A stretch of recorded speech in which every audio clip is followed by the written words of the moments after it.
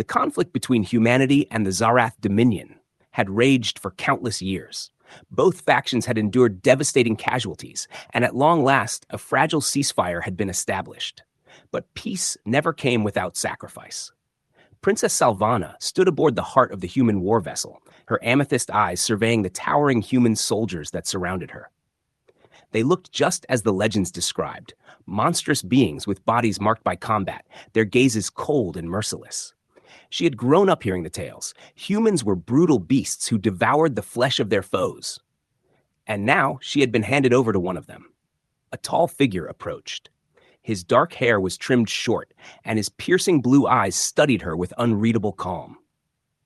Dressed in a sleek black combat uniform with a heavy weapon at his side, he was introduced as Captain Daniel Rhee, her new keeper. Salvana's stomach twisted with dread. The Zarath Dominion labeled this gesture as a peace offering, but she knew better. She wasn't a gift. She was a bargaining chip, a hostage to pacify the humans. And this man, this hardened soldier, now held her future in his hands. "Is she scared of me?" Daniel murmured under his breath, glancing at the officer beside him. "She thinks we eat people," the officer replied, a smirk tugging at his lips. Daniel frowned. "Fantastic." The human commander, General Carter, spoke with a commanding tone. "Captain Rhee, the princess is now under your care. You will guarantee her protection as outlined in the treaty." Daniel exhaled heavily but gave a curt nod. "Understood, sir." Salvana kept her expression neutral, though panic swelled inside her. Protection, was that just a nicer word for captivity? Or something even worse? Could this all be a ruse? Two human guards stepped forward and gestured for her to follow. She hesitated briefly, but resistance was pointless. With her head high, she walked beside them, her pulse pounding in her ears. They led her to a small metal-paneled chamber. It had a bed, a table, and a tray of food already prepared. The scent was foreign, strange. Her stomach churned. Was this some kind of trap? If she ate, would she become the next dish? Daniel leaned in the doorway, arms crossed. "I'm not going to hurt you, princess," he said, his voice steady but firm. Salvana didn't reply. She eyed the food, then glared back at him. She wouldn't fall for this deception. Daniel sighed. This is going to be a long assignment. Once he left, Salvana slowly lowered herself onto the bed, her hands slightly trembling. She was caught in the lair of predators, surrounded by the very monsters she had feared all her life, and she had no idea how long she could endure it. She sat rigidly, eyes fixed on the metallic door. The room wasn't a cell. There were no locks, no chains, but it felt like one. She was utterly alone inside a warship full of enemies. There was no escape. Her stomach growled faintly, but she ignored it. The untouched food sat on the table, strange brown meat, soft pale bread, and a cup filled with something dark. The aroma was rich and alien. She didn't dare taste it. She knew humans consumed flesh. That much was certain. Perhaps this meal wasn't meant to nourish her, but to test her, bait her. If she ate, they might see her as weak and easy prey. Suddenly, the door hissed open. She flinched, but quickly masked her fear. Captain Daniel Rhee stepped in, arms still crossed, his sharp gaze flicking toward the untouched tray. "You haven't eaten," he said simply. Salvana said nothing. Daniel let out a soft groan, picked up the tray, and sat down. He took a large bite of the meat, chewed, swallowed, then sipped from the cup. "See? Not poisoned," he said, waving the bread casually. "It's just food." Salvana narrowed her eyes. Of course, he would eat it. Humans devoured anything. That didn't mean she should trust it. Daniel rubbed his temple. "Look, I get it. You don't trust us. You think we're beasts." He leaned forward. "But you're going to starve if this continues." She raised her chin defiantly. "I will not be deceived," she replied, her voice unwavering. Daniel arched a brow. "Deceived into what? Eating a sandwich?" She remained silent. With another sigh, he stood and returned the tray to the table. "Fine. Starve if you want. I'll have the kitchen bring something else later. Maybe soup or something." He turned to go, but paused at the doorway. "And for the record," he added, glancing back at her, "humans don't eat people." Then he was gone. Salvana frowned. He had to be lying. She sat motionless for what felt like an eternity. The food remained untouched. The ship buzzed faintly around her, filled with distant echoes of voices and footsteps, reminding her that she was deep in enemy territory. Slowly, she curled up on the bed, wrapping her arms around herself. She didn't know how long she'd survive in this place. But one thing was certain. She knew one thing for sure. She couldn't rely on the human soldier. No matter how gentle his tone was or how composed he appeared, he remained a predator at heart. And predators were always patient. They waited for the perfect moment to strike. For 3 days, Solana refused to eat. Every dish the humans delivered went untouched. Hunger gnawed at her insides, but she stayed firm. She would not debase herself by consuming human meals. She wouldn't allow herself to appear vulnerable. Captain Daniel Rhee came to check on her twice a day. Each time, he found her in the same position, silent, unmoving. He would sigh, murmur something under his breath, and leave. But on the 4th day, something was different. The door slid open with a hiss, and instead of carrying another unfamiliar human meal, Daniel entered with a small sealed container. A rich, warm aroma immediately struck her senses, something she recognized. Her eyes widened in disbelief. Zarathian stew. She stared at him, stunned. How was that possible? Daniel placed the container gently on the table and took his usual seat. "We have data on your people's cuisine," he explained. "The kitchen did its best to replicate it." She eyed him warily. "Why?" Daniel leaned back, folding his arms. "Because I'm done watching you starve." At that moment, her stomach betrayed her with a loud rumble. Heat flushed her cheeks, but she didn't let it show. Slowly, she reached out, lifted the lid, and inhaled deeply. It smelled authentic. It looked just like home. Her fingers trembled as she picked up the spoon. She took a small bite, and instantly the flavors of her childhood overwhelmed her senses. Familiar, comforting. She swallowed, then took another bite, and another. Daniel watched her quietly, a small smirk forming. "Told you we weren't trying to poison you."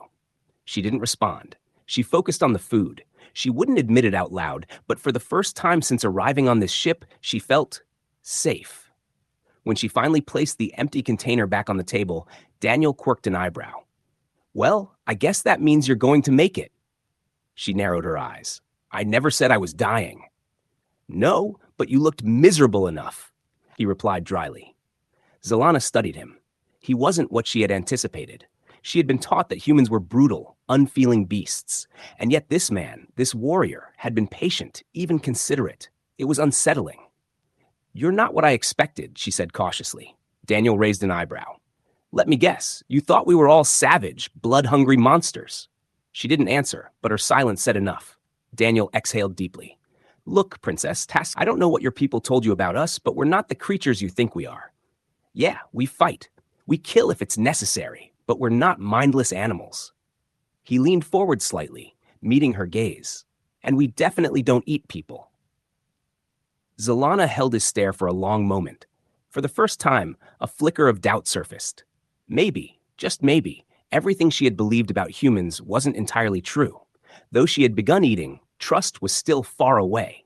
She kept her distance from Captain Rhee, observing his every move. He didn't behave like the humans she'd heard about in terrifying war tales. He was composed, frustratingly so, but never aggressive. Still, her guard remained up. Until everything changed. It began with a thunderous boom that echoed through the metal walls of the human base. The floor trembled. Sirens shrieked, and crimson lights pulsed along the corridors. Zalana leapt to her feet, her heart racing. She recognized that sound. It was the sound of war. The door burst open.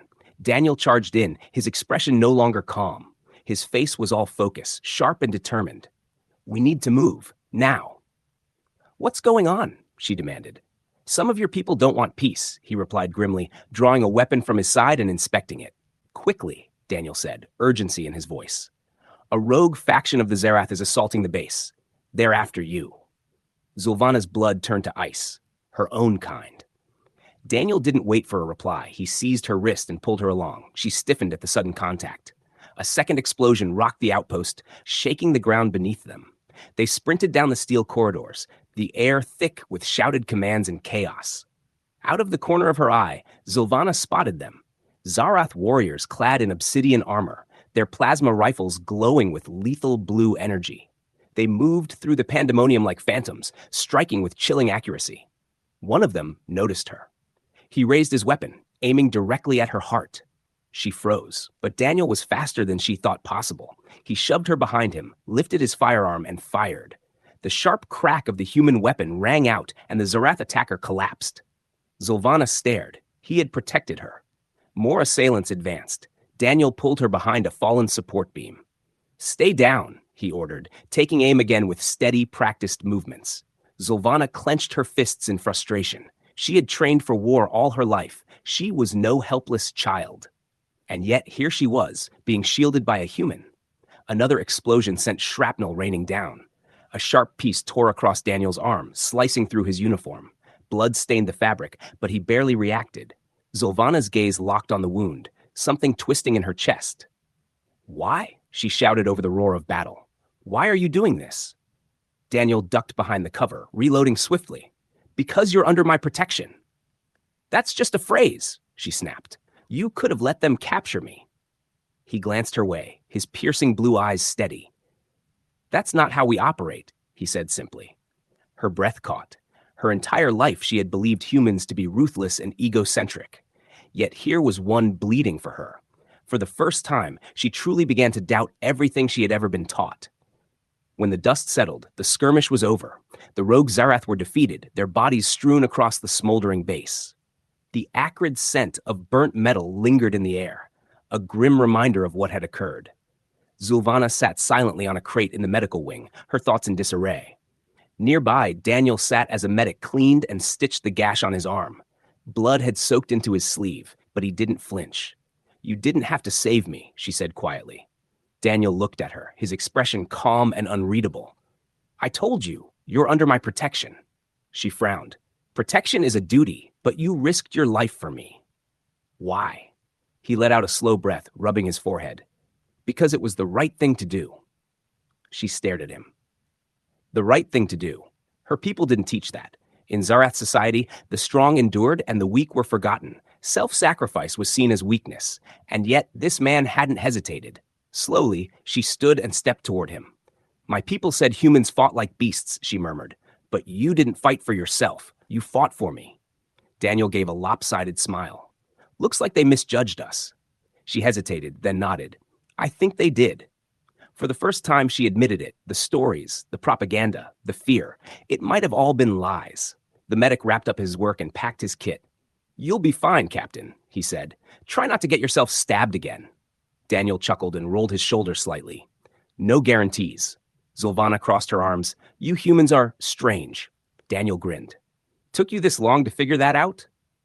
She narrowed her eyes, but found herself almost amused. He wasn't a monster. Not anymore. He was something else entirely. A fighter, a guardian, and perhaps an ally. For the first time since she'd arrived, a flicker of something unfamiliar sparked in her heart. Hope. Days passed after the attack, and though the air between them had changed, tension still lingered. Zulvana no longer saw Daniel as a threat, but she still didn't fully understand him. Humans were impulsive, their decisions driven by emotions she couldn't always grasp. Still, she owed him her life. And in Zarath culture, a warrior always repaid a life debt, no matter who saved them. And so she made her choice. Daniel found her standing outside the training hall. The corridors of the ship were hushed, the quiet thrum of the engines the only sound breaking the silence.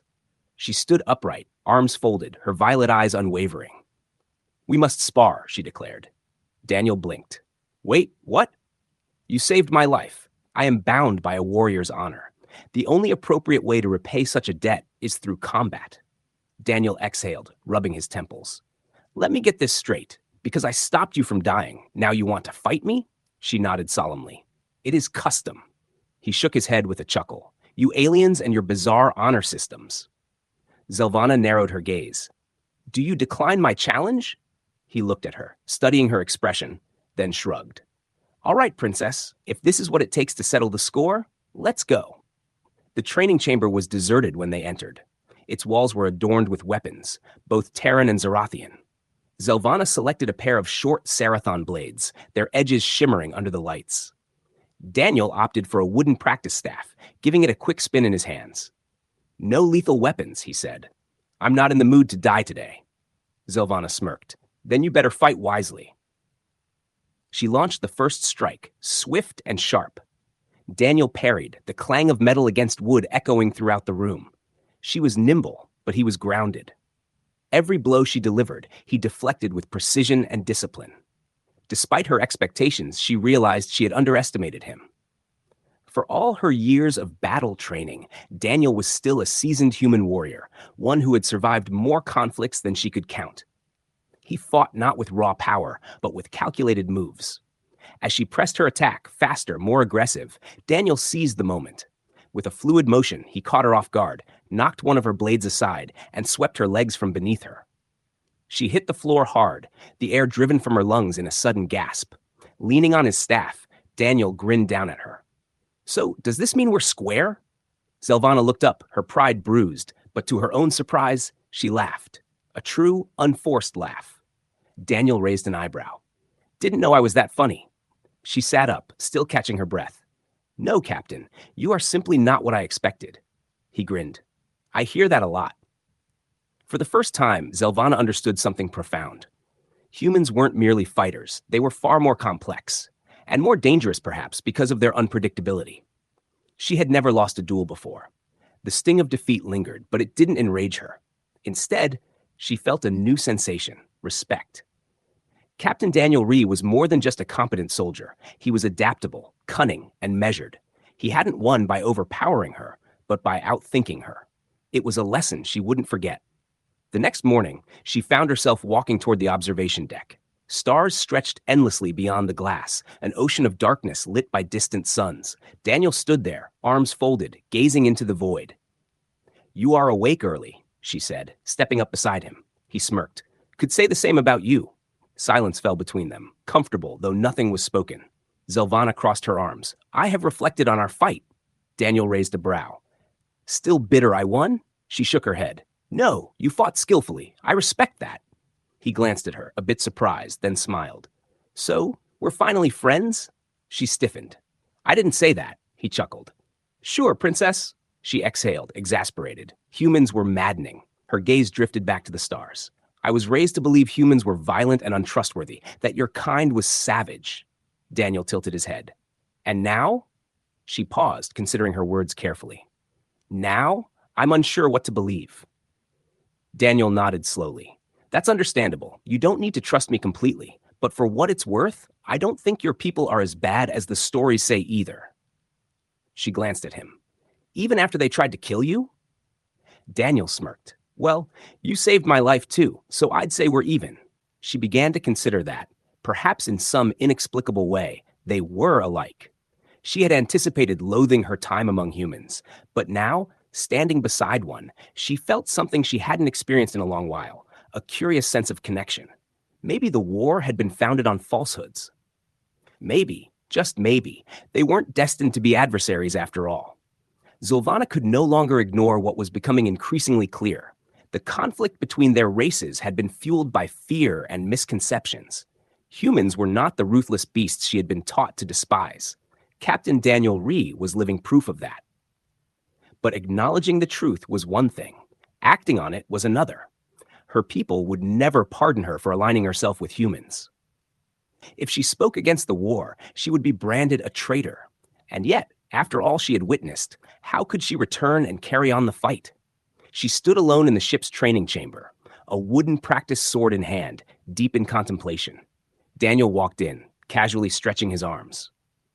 "You're overthinking again," he said. Zelvana turned to him with a furrowed brow. "I am evaluating my next course of action." He picked up a combat staff, twirling it effortlessly. "Well, whatever it is, you don't have to face it by yourself." She sighed. "You do not understand. If my people learn that I stood beside you, they will hunt me down, just as they have hunted you." Daniel's expression darkened. "Then we'll stop them, together." Zelvana studied him. "You would fight on my behalf?" He grinned. "I already have." She couldn't argue with that. A long silence stretched between them before she spoke again. "If I turn against my people, I lose everything." Daniel looked directly at her. "Or maybe you gain something better." For the first time, Zelvana realized she was more than just a princess of the Zerath Empire. She was someone who had seen the truth, and she was ready to act on it. No more senseless conflict, no more blind obedience. It was time to stand for something real. She had made her decision. She would no longer walk a path paved with deceit. If her people demanded war, she would no longer be complicit. And if they came after her, she would stand and resist, not as a royal, but as someone who had chosen a different future. Beside Daniel, she now stood before Admiral Ven, the commanding officer of the human outpost. His piercing eyes scrutinized her every move. "You say you want peace," he said coolly, "but your own kind just tried to assassinate you. Why should we believe a word you say?" Zulvana met his gaze, unwavering. "Because I have seen what others have not. You are not monsters. You are warriors like us, but with principle and purpose." She inhaled deeply. "The war must end." Ven crossed his arms. "And how exactly do you propose we make that happen? Your empire is vast. They won't stop just because you ask nicely." Daniel stepped forward. "She's the princess. If anyone can get through to them, it's her." Ven's expression remained unreadable. Then he exhaled slowly. "It's a gamble." Zulvana nodded firmly. "It is, but it's one I must take." A tense silence hung in the air, and then Ven finally responded. "All right, we'll back you, but if this turns out to be a trap," Daniel interrupted. "It's not." Ven looked at him, then back at Zulvana. "Then we prepare for war or peace, whichever arrives first." Zulvana clenched her fists. She knew the path she had chosen. She would return to her people. She would make them hear her, even if it meant standing against them alone. Above the human outpost, the massive form of the Zarath warship loomed like a silent omen. Shadows rippled across the structure as the docking bay doors opened with a hiss. Tension crackled in the air as Zulvana stepped forward, Daniel at her side. "This is it," Daniel said softly. "You sure you're ready?" She nodded, her heartbeat steady. "I must confront them. I must bring this war to an end." From the docking corridor, a squad of Zarath warriors emerged. At their center strode High Commander Kaler, his polished silver armor gleaming beneath the harsh artificial lights. His violet eyes burned with anger and disappointment as they locked onto her. "You betray your own kind," he snarled. Zulvana met his gaze with calm resolve. "No, I fight for the truth." His fists clenched. "You stand with the humans." "I stand for peace," she corrected. "I have fought beside them. I have witnessed their integrity. We were wrong, Kaler. This war is rooted in deception." A murmur rippled through the Zarath soldiers.